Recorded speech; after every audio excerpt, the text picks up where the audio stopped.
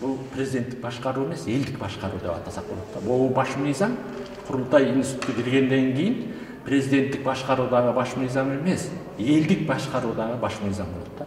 Президент эч кимге шылтай албайт. Бул бир. Экинчиден, жоопкерчиликтен кача албайт.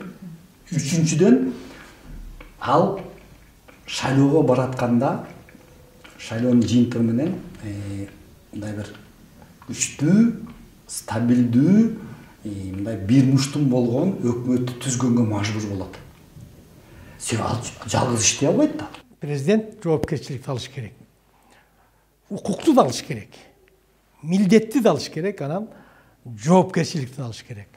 Ошондо бизде башкаруу мындай бир ыкка көнүп башкарылабыз. Парламент эле өзүнүн саясий эркин аткарбайт, дайыма президенттин оозун карап турчу да, ошол кандай чечсе, ошондой чечим чыгат деп